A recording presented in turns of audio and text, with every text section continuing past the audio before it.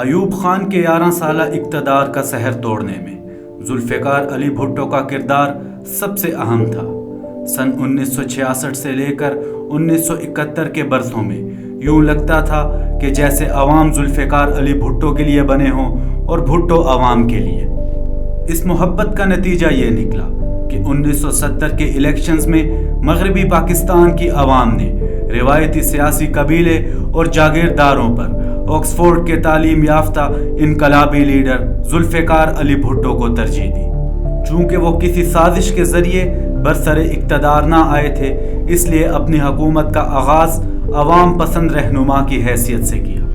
ذوالفقار علی بھٹو کی سیاست اور ان کے دور حکومت کے بارے میں ہم ایک ویڈیو میں تفصیلی ذکر کر چکے ہیں۔ آج کے اس ویڈیو میں ہم ذکر کریں گے اس مقدمے کا جس کو بنیاد بنا کر ذوالفقار علی بھٹو کو پھانسی پر لٹکایا گیا۔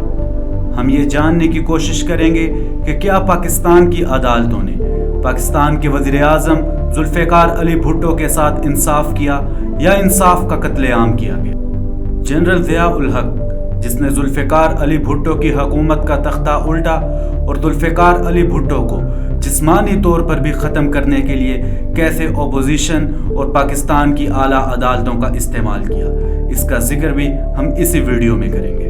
PNA ذوالفقار علی بھٹو کے دور حکومت میں اپوزیشن پارٹیز کے اتحاد کا نام تھا، جن کے احتجاج اور مظاہروں کو بنیاد بنا کر ضیاء الحق نے ملک میں مارشل لا نافذ کیا۔ اگست 1978 میں جنرل ضیاء الحق نے ایک 21 رکنی کابینہ بنائی، جن میں سے 12 کا تعلق اسی اپوزیشن اتحاد PNA سے تھا، جن کی وزارتوں کی مدت ذوالفقار علی بھٹو کی موت کے ٹھیک ایک ہفتے بعد ہی ختم ہو گئی، یعنی جیسے ہی مقصد پورا ہوا ان سب نے اپنی وزارتیں چھوڑ دی۔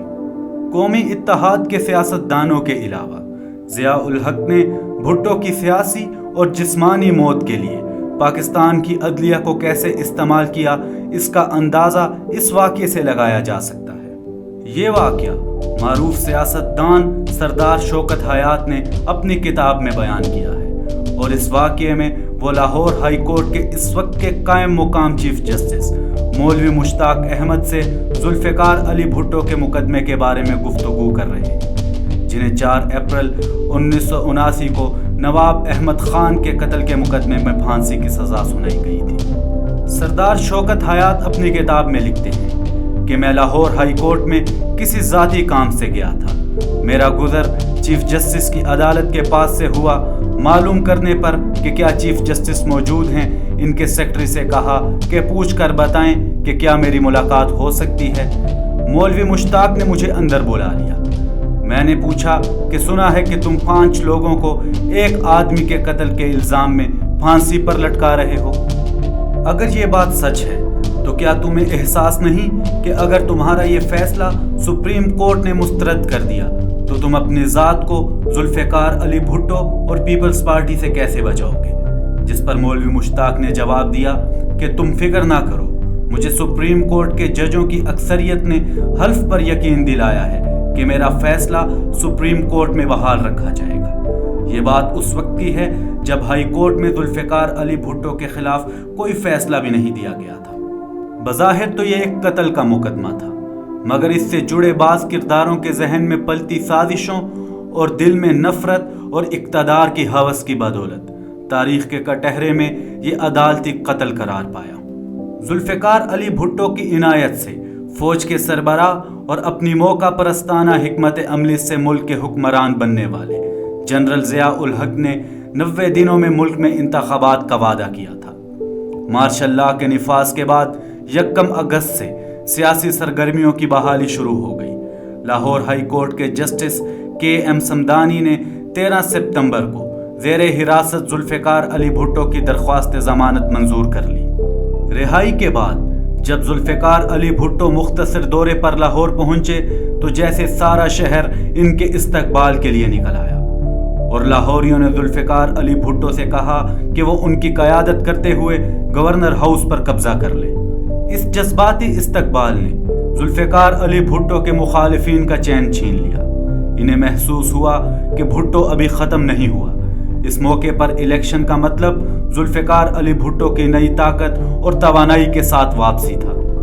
17 ستمبر کو ذوالفقار علی بھٹو کو دوبارہ مارشل لا ریگولیشن کے تحت گرفتار کر لیا گیا۔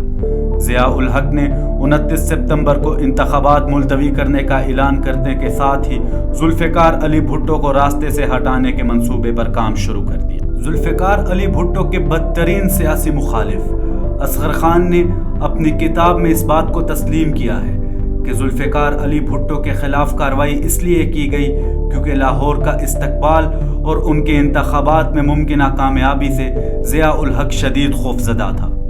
اصغر خان کے بقول 15 جولائی 1977 کو یعنی مارشل لا کے نفاذ کے ٹھیک 10 دن بعد مفتی محمود نے جنرل ضیاء الحق سے ذوالفقار علی بھٹو پر مقدمے کے بارے میں سوال کیا، جس پر ضیاء الحق نے جواب دیا کہ ان کا ایسا کوئی ارادہ نہیں، مگر 17 ستمبر کو انہیں دوبارہ ایک قتل کے مقدمے میں گرفتار کر لیا گیا۔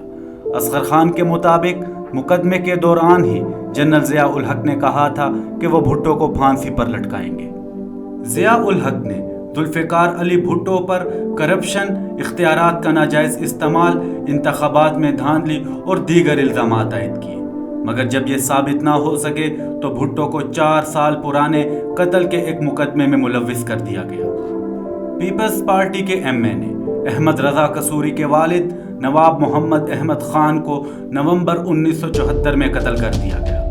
اس دور کے inspector general police Punjab Rao Abdul Rashid کے مطابق احمد رضا قصوری کی طرف سے قتل کی ایف آئی آر میں بھٹو کا نام شامل کرنے کا مطالبہ کیا گیا، جو قبول کر لیا گیا۔ 4 سال پرانی ایف آئی آر کو ازسرنو زندہ کر کے ذوالفقار علی بھٹو کے خلاف ٹرائل کا آغاز ہوا۔ لاہور ہائی کورٹ کے اس وقت کے قائم مقام چیف جسٹس مولوی مشتاق نے اپنی سربراہی میں 5 رکنی بینچ تشکیل دیا، جس میں justice Zakiuddin, justice M S H Qureshi, justice Aftab Hussain اور جسٹس گلباز خان شامل تھے۔ بھٹو کو ضمانت پر رہا کرنے والے جسٹس سمدانی کو جان بوجھ کر بینچ سے باہر رکھا گیا۔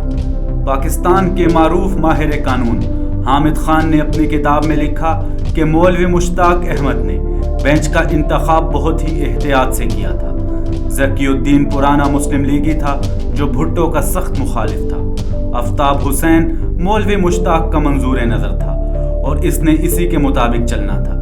باقی کے 2 ججز اختلافی فیصلہ نہ لکھنے کی وجہ سے مشہور تھے۔ آج کی عدلیہ میں بھی ایسے کچھ ججز موجود ہیں جو چیف جسٹس کی مرضی کے بغیر اپنا فیصلہ نہیں لکھتے۔ مولوی مشتاق کی ذوالفقار علی بھٹو سے نفرت کسی سے ڈھکی چھپی نہ تھی، کیونکہ بھٹو کے دور میں مولوی Mushtaq chief justice Lahore high court بننا چاہتے تھے، جس کے لیے انہوں نے سپریم کورٹ کو جج بننا بھی قبول نہ کیا، مگر بھٹو کی حکومت نے ان سے 8 سال جونیئر جج جسٹس اسلم ریاض کو chief justice Lahore high court بنا دیا۔ مولوی مشتاق نے استعفیٰ تو نہ دیا، مگر بھٹو کے خلاف دل میں نفرت کو پال لیا۔ ضیاء الحق نے اس ذاتی رنجش کا فائدہ اٹھاتے ہوئے مولوی مشتاق کو قائم مقام chief justice Lahore high court بنا دیا۔ ذوالفقار علی بھٹو اس کی نفرت سے واقف تھے، اس لیے انہوں نے ٹرائل کورٹ کا بائیکاٹ کر دیا۔ مقدمے کی منتقلی کی ان کی درخواست کو بھی مولوی مشتاق نے اپنے چیمبر میں سماعت کے بعد مسترد کر دیا۔ فیڈرل سیکیورٹی فورسز کے دیگر 4 اہلکاروں کا ٹرائل بھی اسی مقدمے میں ہو رہا تھا۔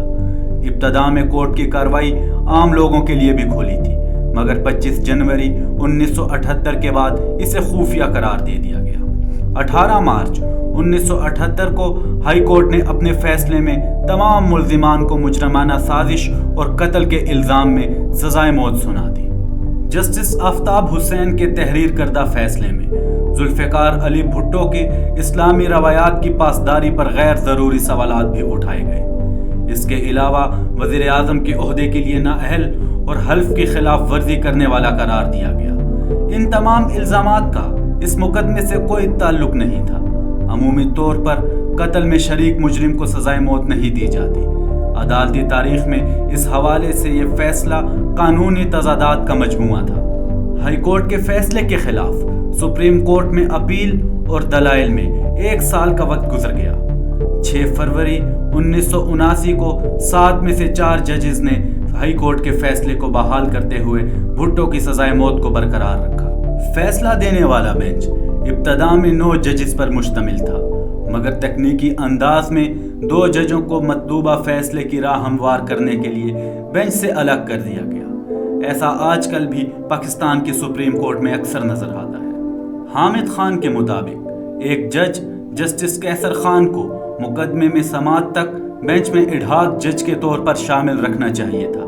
ہمارا آئین اس بات کی اجازت دیتا ہے۔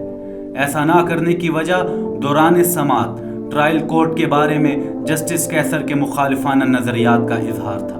حامد خان مزید لکھتے ہیں کہ بیماری سے صحت یابی کے باوجود دوسرے جج جسٹس وحید الدین کو بینچ میں شامل رہنے کی اجازت نہ دی گئی، حالانکہ انہوں نے چیف جسٹس سے اس کی استدعا بھی کی تھی، لیکن چیف جسٹس ان کا ارادہ جان چکے تھے کہ یہ بھٹو کی رہائی کے حق میں ووٹ دیں گے۔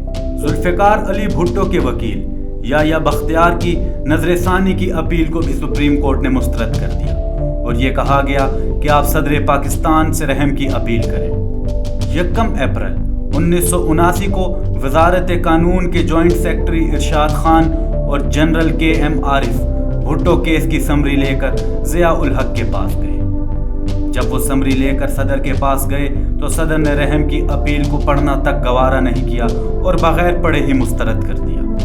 ممتاز انڈین صحافی کلدیپ نیر بھی ان دنوں پاکستان آئے ہوئے تھے۔ ایک انٹرویو کے لیے وہ جنرل ضیاء الحق سے ملنے بھی گئے۔ اس دوران انہوں نے ضیاء الحق سے بھٹو کی قسمت پر بات کی۔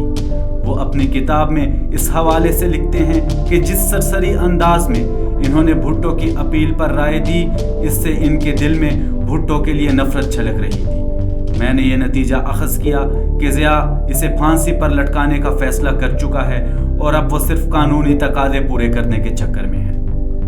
یہ تاریخ کا ستم تھا کہ تقریباً تمام مسلم ممالک کے سربراہوں کی رحم کی اپیلوں کو جنرل ضیاء الحق کی طرف سے مسترد کر دیا گیا اور اسلامی کانفرنس کے اس وقت کے چیئرمین اور پاکستان کے سابق وزیر اعظم ذوالفقار علی بھٹو کو 4 اپریل 1979 کو راولپنڈی میں پھانسی پر لٹکا دیا گیا۔